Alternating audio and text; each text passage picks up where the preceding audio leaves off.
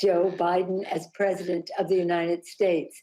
And my heart could not be filled with more joy to have that occasion marked by introducing him to our House Democratic Caucus.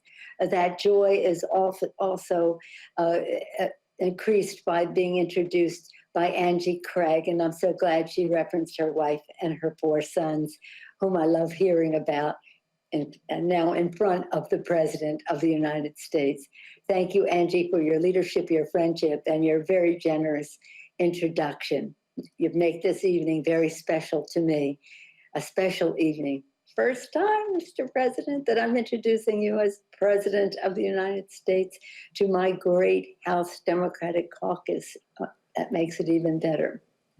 My colleagues, as you know, our nation is blessed with Joe Biden as President of the United States. He is an extraordinary president. He knows how to get the job done. When our nation faced the Great Recession, it was Joe Biden who led the implementation and accountability of ARA, helping to create and save millions of jobs. That experience serves him well with the American Rescue Plan. When the Democratic Caucus was passing the Affordable Care Act, Joe Biden was a partner for progress in the White House, and that experience serves him well as we face the coronavirus crisis. Joe Biden has been a voice of reason and resilience with a clear path to lead us out of this crisis. On another front, I want to tell you about Joe Biden, the Joe Biden I've seen with parents of victims of gun violence, listening to them and offering them the empathy, grace, and courage that he can give them as someone with the terrible understanding of a father who has shared their experience. Continuing on the family front, Joe and Jill Biden have taken their experience as a Blue Star family to help ensure that service members, military families, and veterans have their service respected, the support that they need, and the benefits they have earned. He is our commander-in-chief, and Joe Biden is the first president in 40 years to have a son who served in a war. He knows what it is like for military families of those who are deployed. He knows the role that our hidden heroes and caregivers have for returning veterans. And he's so proud of Bo. He is concerned about other veterans who have suffered from cancer, many after being exposed to toxins in the burn pits of Iraq. That is just one reason for his enthusiasm for the cancer moonshot, demonstrated as recently as today by a bipartisan meeting on cancer at the White House. I've seen President Biden working behind the scenes, hammering out solutions for the American people. He is a leader with the humility to seek expertise and science and the confidence to act upon it. On the policy side, President Biden has been a long-time legislative partner, including for VAWA, for gun violence prevention, and of course, with his connection to America's working families. On the global front, President Biden is a distinguished world leader who commands the respect of allies and adversaries alike. I especially personally enjoyed seeing him, as a Catholic, I enjoyed seeing him received at the Vatican when the Pope was inaugurated, when Pope Francis was inaugurated. On the political front, Joe Biden has campaigned with or for many members of Congress, almost everyone in this virtual setting. Thank you, Mr. President, for being there and with us and for us. My husband, Paul, always says, I just wonder how long into a speech it will be before Nancy starts talking about her grandchildren, our grandchildren. My grandchildren have for many, many years been longtime friends of Joe Biden. They have a range in age, but all of them love Joe Biden. But let me tell you one story. I think it was like 2013, 4 and 5-year-old, two of my, Paul and Thomas, we were at an event, the GCCC in New York, and Joe Biden was the featured speaker. They were so excited to see him because they'd heard so much about him from their cousins. And they met him, they talked about pets and things like that. And afterward, after the luncheon was over, I took them for candy, don't tell their mom. I took them for candy at a place, Dillon's in New York. Well, they have sort of like swinging doors.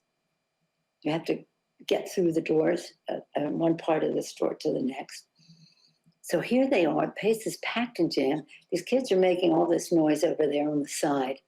And all of a sudden, I hear them pronounce, in order to open these doors, we do not say open sesame, we say open Biden. That's our magic word. Open Biden.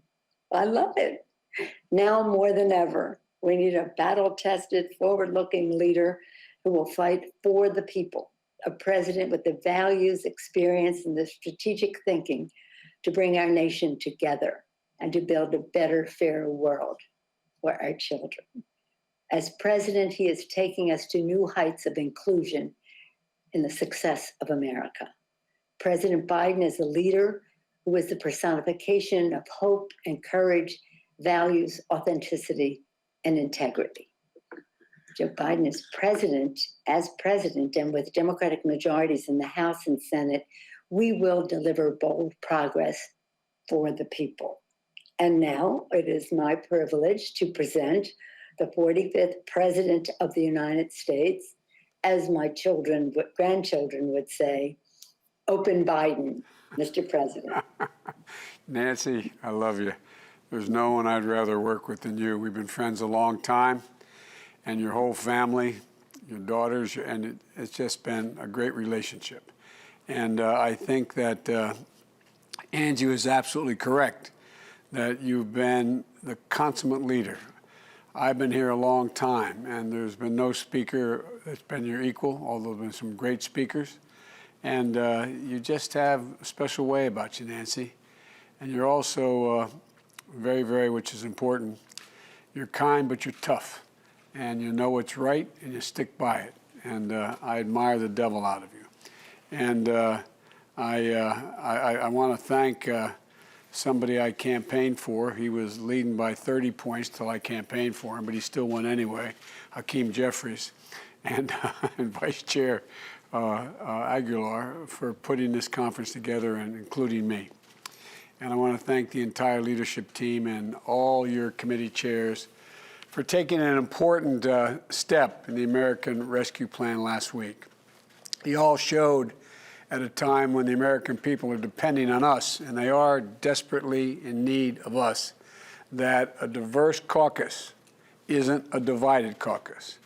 Congressman Clyburn, I also want to note that it was almost exactly a year ago today that you delivered the endorsement to me in South Carolina that meant so much to me in my campaign. You're a great friend. And on the night of that primary, America had confirmed only fewer than 100 COVID cases.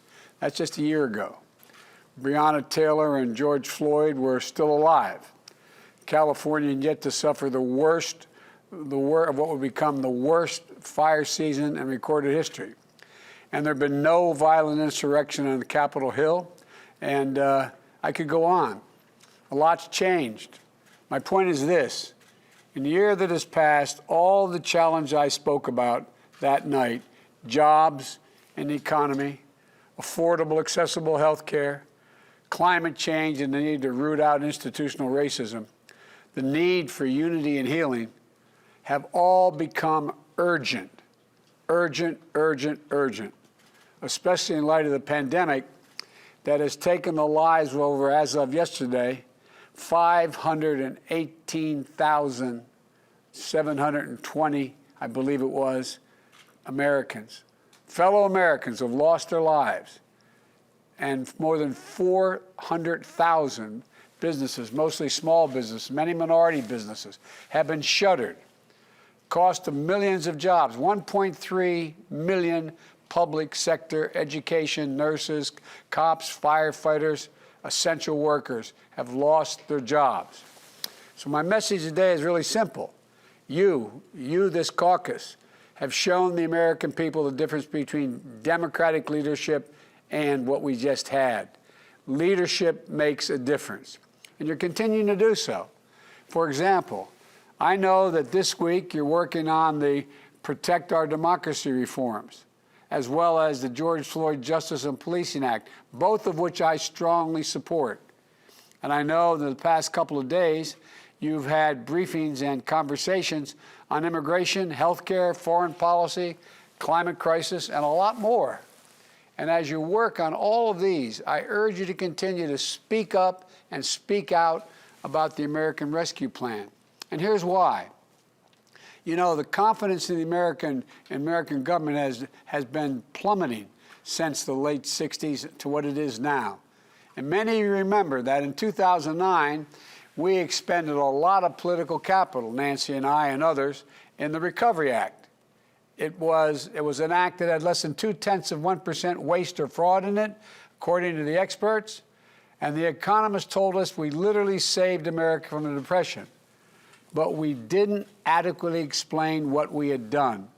Barack was so modest, he didn't want to take, as he said, a victory lap. I kept saying, tell people what we did. He said, we don't have time. I'm not going to take a victory lap. And we paid a price for it, ironically, for that humility. And this is a case where every single piece of the bill you passed addresses a genuine, desperate need for the American people. Each piece isn't just defensible, it is urgent and overwhelmingly supported by the people. It's good policy and it's good politics. And I'm not sure we've ever seen something that is needed as badly as the American Rescue Plan that was as broadly popular. Nancy and I have passed some really important things in our careers, but they haven't always been that. They've been badly needed, but they haven't been overwhelmingly popular. Sir, I've served in the Congress for 36 years before becoming vice president for 8. We never had anything this urgent and this ambitious that was so widely embraced. 3/4 of the American people are together with us on this, 3/4. Nearly unanimous support among Democrats.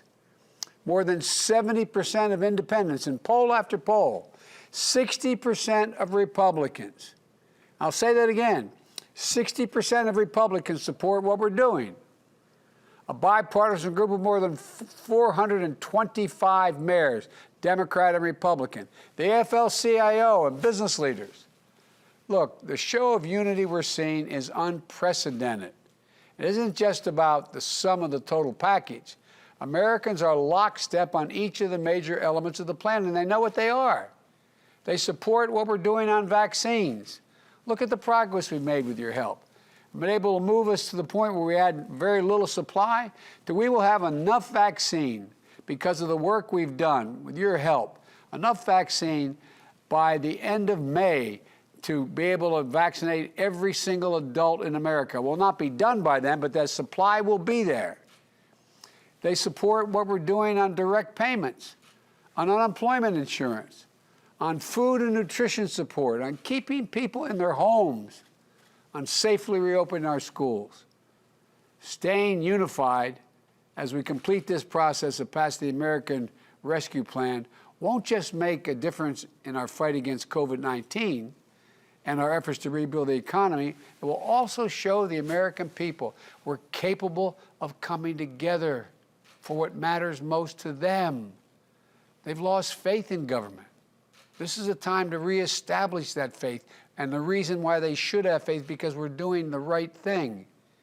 It's a show of strength and a first step forward to restoring their faith in the capacity of government to have their backs. Now, if we deliver on this, it also builds momentum. It builds real enthusiasm as well. And I will make everything else we want to deliver, this will make everything more possible to get it done. That's why starting off this victory is so important, because it's so consequential to their lives. And we know how much we have to do. But it all starts here. It starts by bringing this home, bringing home what you've done all the way. And I know we're all making some small compromises, but I want to thank you. I want to thank you for the work you've done.